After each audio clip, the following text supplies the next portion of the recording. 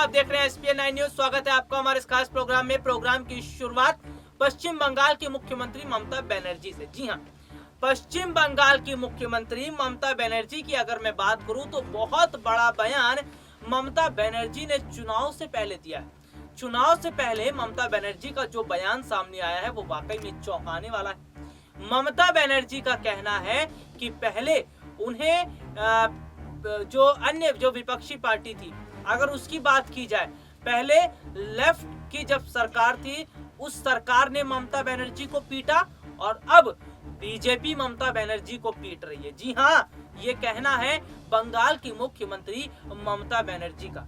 क्या कुछ बयान ममता बनर्जी ने दिया है, अब आप ध्यान से सुनिए। पश्चिम बंगाल चुनाव से पहले देखिए, ममता बनर्जी ने कहा कि बीजेपी बंगाल चुनाव में उन्हें घर के भीतर रखना चाहती थी, जिसका परिणाम यह चोट है। ममता ने कहा कि बीजेपी चाहते थे कि मैं घर के भीतर रहूं और चुनाव में बाहर ना जा सकूं, इसीलिए उन्होंने मेरे पैर में चोट पहुंचाई है। ममता ने कहा कि वो मेरी आवाज नहीं दबा सकते, हम बीजेपी को हराएंगे। आप मेरे उम्मीदवारों के लिए जो भी वोट देंगे वह मेरे लिए होगा। ममता ने दावा किया कि बीजेपी 2019 के झारग्राम लोकसभा सीट पर जीती थी, लेकिन पार्टी के सांसद ने इलाके के लिए कुछ भी नहीं किया।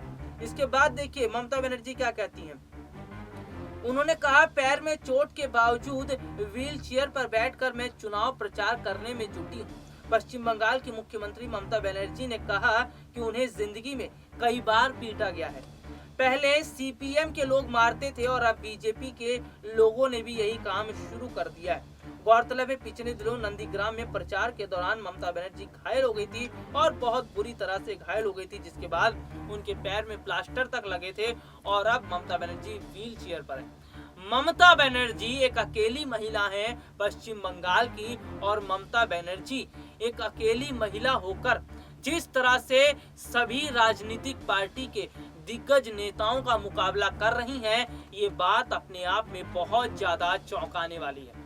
ममता बनर्जी ने सीधे सीधे बयान दे दिया कि पहले सीपीएम के लोग उन्हें मारते थे और आज बीजेपी के लोग उन्हें मार रहे हैं, यानी कि फर्क कुछ नहीं है।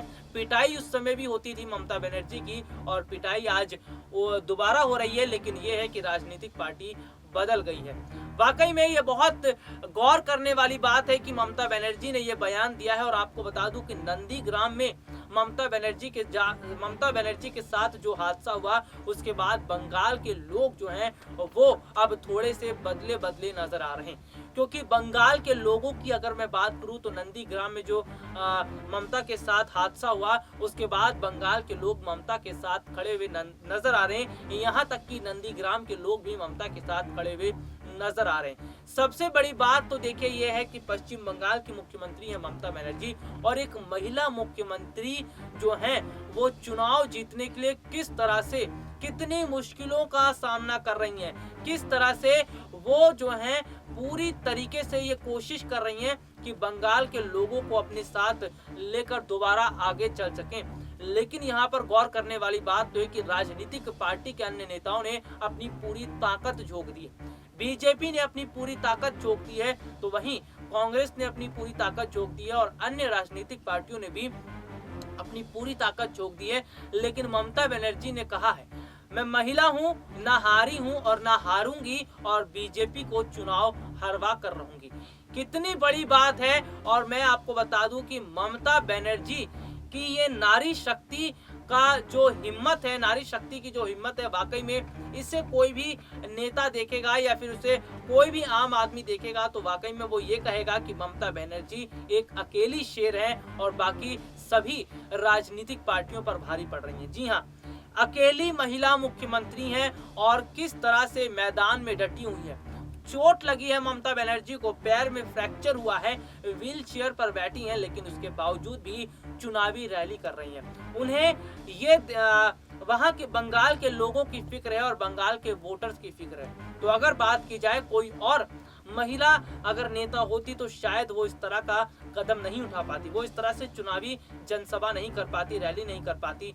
लेकिन ममता बनर्जी का यह अंदाज दिखाता है कि किस तरह से ममता बनर्जी बंगाल के लोगों के साथ जुड़ी हैं। अब आपको एक और चीज बताता हूँ, ममता बनर्जी का कहना है कि बीजेपी ये चाहती थी कि वो घर में रहें, वो चुनाव प्रचार प्रसार ना करें और वो लोगों के साथ मुलाकात ना करें। ममता बनर्जी का कहना है कि बीजेपी नहीं चाहती कि वो जो है प्रचार प्रसार करके लोगों को अपनी तरफ करें। यानी कि सीधे सीधे उन्होंने इसे बताया है कि बीजेपी ने साजिशन तहत जो है उन पर इस तरह से हमला करवाया और उन्हें जो है घेरने की कोशिश की। ये ममता बनर्जी का कहना है। लेकिन आपको बता दूं कि बंगाल पुलिस ने हालांकि मामले की जब जांच की तो उन्होंने पाया कि इसमें फिलहाल तो कोई साजिश की आशंका नहीं है। तो यहाँ पर बंगाल चुनाव का राजनीतिक माहौल बहुत ज्यादा गर्मा चुका है। चौंकाने वाली बात देखिए ये भी है कि बंगाल चुनाव में आज जिस तरह से ये चुनाव जो है वो मोदी बनाम ममता तो बन गया है, लेकिन ये चुनाव केवल हार जीत पर तय नहीं हो रहा। ये चुनाव अब इस ओर जा रहा है कि किस तरह से आने वाले समय में और किस जो राजनीतिक पार्टी है उसको ये एक नई दिशा यहाँ पर मिल रही है। और सबसे बड़ी बात है कि बंगाल का जो चुनाव है वो और ज्यादा अहम इसलिए भी हो गया है क्योंकि नंदीग्राम सीट से शुभेंदु और ममता एक दूसरे के खिलाफ खड़े हो चुके हैं। जी हाँ, वो शुभेंदु अधिकारी जो एक समय में ममता बनर्जी के साथ खड़े होते थे, वो शुभेंदु अधिकारी जो पहले टीएमसी में थे और नंदीग्राम आंदोलन से ममता बनर्जी के साथ है।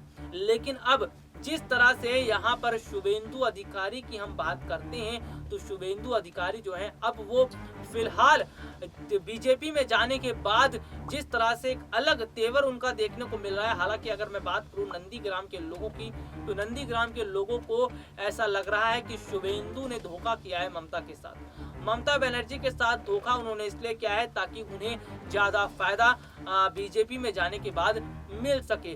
तो कुल मिलाकर अगर कहा जाए तो बंगाल चुनाव बहुत ज्यादा अहम हो चुका है।